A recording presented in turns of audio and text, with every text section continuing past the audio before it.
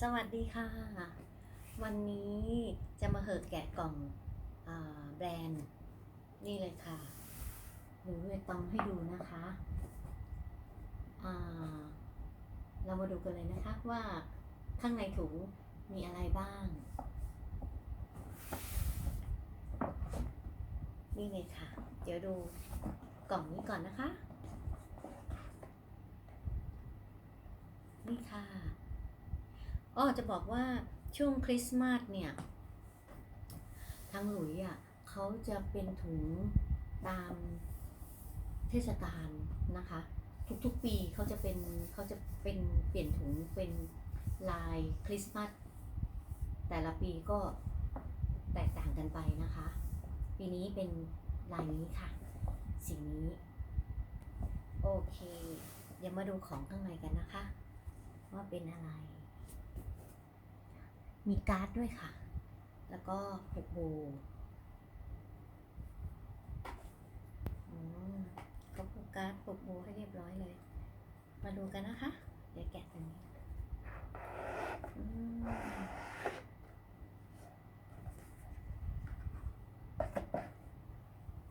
นี่ค่ะอะไรเอ่ยก่อนจะให้ดูก็มีการ์ดนะคะมีเป็นสมุดก็เป็นสมุดนะคะ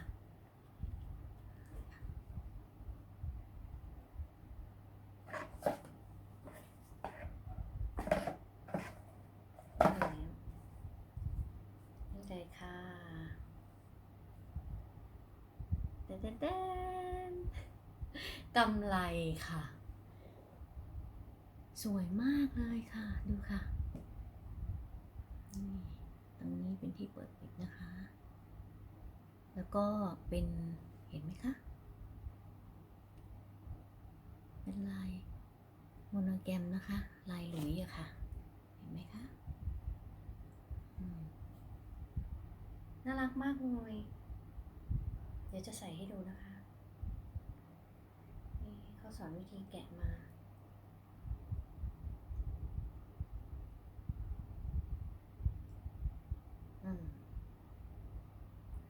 นี่ค่ะ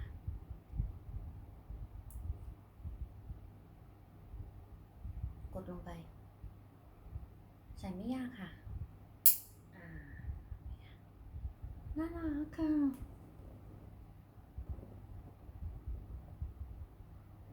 สวยเวลาถอดก็ดันออก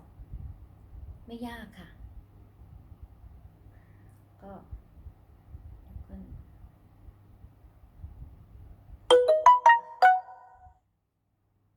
ทำที่ร้านเอาออกได้นะไม่เป็นไรใส่ไว้เลยค่ะเดี๋ยวมาดูกล่องต่อไปกันนะคะนี่เลยค่ะนี่อันนี้จะกล่องใหญ่หน่อย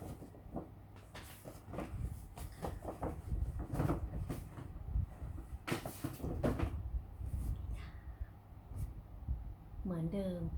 เหมือนกล่องนั้นคือมีการ์ดให้ด้วย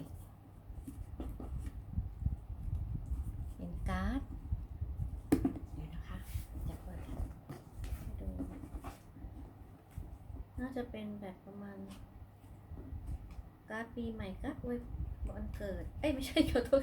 การ์ดปีใหม่การ์ดคริสต์มาสอะไรอย่างนี้มีซองเล็กๆข้างในนี้ค่ะอุ้ยเขาติดกาวด้วยอุ้ยเดี๋ยวก่อนนะเดี๋ยวค่อยแกะเก็บไว้ก่อนโอเคมาดูกันนะคะต้องแกะโบกก่อน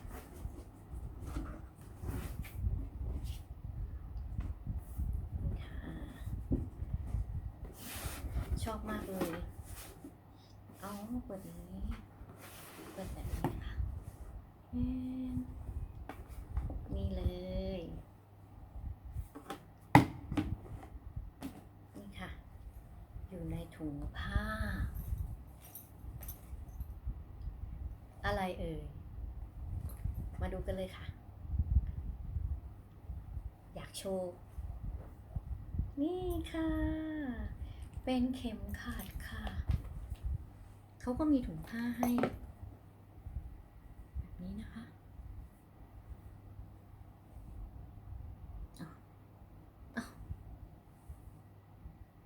เป็นเขียนหลุยนี่เลยค่ะเส้นนี้น่ารักมาก ชอบมากสวยมากเลยค่ะ นี่ค่ะ มีกระเป๋า2 ใบ แล้วก็ใส่อะไรคงไม่ได้หรอกค่ะ มันเป็นเล็กๆแค่นี้ เห็นไหมคะแล้วก็เป็นซิปนะคะเป็นซิปประมาณนี้ค่ะ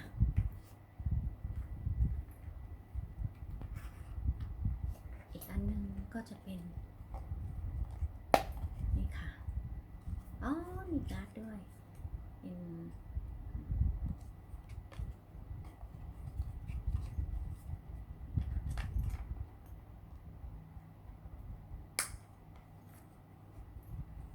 แล้วก็จะมีใส่ห้อยๆอย่างนี้พวงกุญแจนะคะ ด้านหลังเป็นอย่างนี้ค่ะ สวยมาก น่ารักมาก เดี๋ยวจะคาดให้ดูนะคะ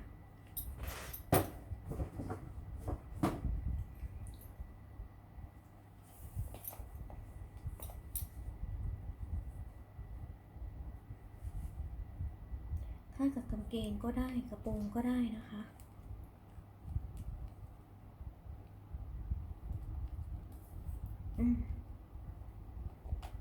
นี่ค่ะ ประมาณนี้ค่ะ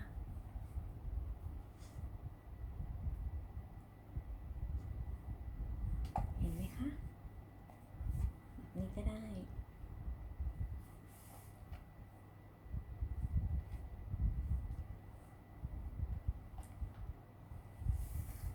โอเค ค่ะ ก็วันนี้แกะกล่องก็มีแค่นี้ มี2 อย่างนะคะ ก็ยังไงถ้ามีอะไรใหม่เดี๋ยวจะมาแกะกล่องให้ดูนะคะ วันนี้ก็ต้องไปก่อนนะคะ ช่วยติดตามด้วยนะคะ ถ้าเกิดมีอะไรผิดพลาดก็ขอโทษด้วย ขอบคุณค่ะ